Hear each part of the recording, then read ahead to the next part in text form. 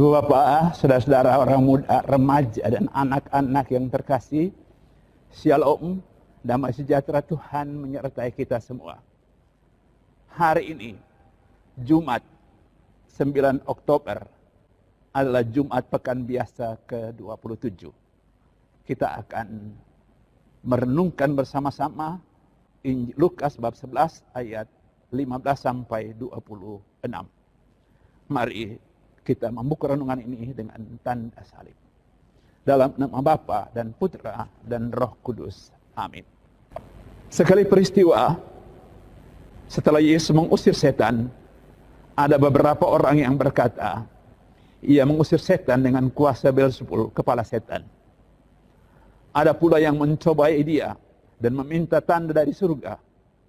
Tapi Yesus mengetahui pikiran mereka lalu berkata, setiap kerajaan yang terpecah-pecah pasti binasa, dan setiap rumah tangga yang terpecah-pecah pasti runtuh.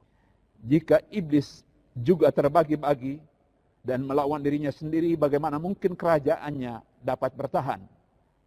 Sebab kalian berkata bahwa aku mengusir setan dengan kuasa Beelzebul. Jadi jika aku mengusir setan dengan kuasa Beelzebul, dengan kuasa apakah pengikut-pengikutmu mengusir setan? Sebab itu mereka lah yang akan menjadi hakimmu. Tapi jika aku mengusir setan dengan kuasa Allah, maka sesungguhnya kerajaan Allah sudah datang kepadamu. Apabila seorang yang kuat dan bersenjata lengkap menjaga rumahnya, amanlah segala miliknya. Tetapi jika orang yang lebih kuat daripadanya menyerang dan mengalahkannya, maka orang itu akan merampas perlengkapan senjata yang diandalkannya dan akan membagi-bagikan rampasannya. Barang siapa tidak bersama aku yang melawan aku, dan barang siapa tidak mengumpulkan bersama aku yang mencerai-beraikan. Apabila roh jahat keluar dari manusia, ia mengembara di tempat-tempat yang tandus dan mencari perhentian. Dan karena tidak mendapatnya, ia berkata, aku akan kembali ke rumah yang telah kutinggalkan itu. Maka pergilah ia dan mendapati rumah itu bersih, tersapu, dan rapi teratur. Lalu ia keluar dan mengajak 7 roh lain yang lebih jahat daripadanya. Dan mereka masuk dan tinggal di situ. Maka akhirnya keadaan orang itu lebih buruk daripada keadaannya semula. Demikianlah Injil Tuhan, terpujilah Kristus.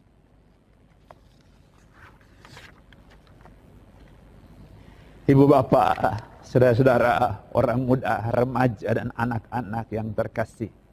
Hidup itu tidak hanya sekedar bernapas.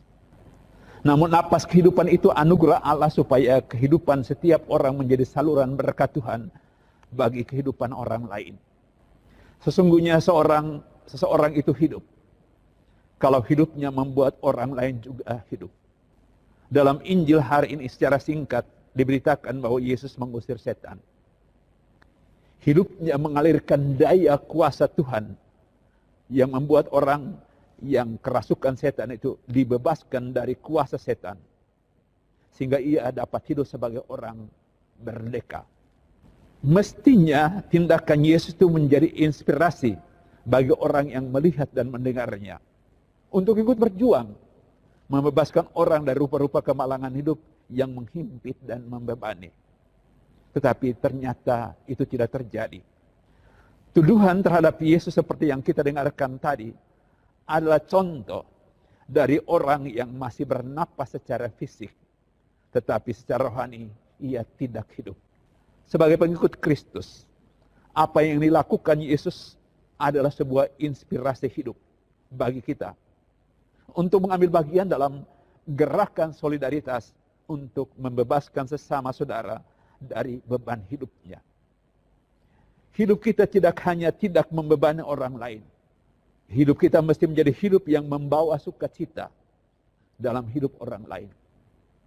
Yang membuat orang lain merasa lega, mengalami sukacita kegembiraan karena kita benar-benar menunjukkan cinta dan perhatian kita kepada mereka.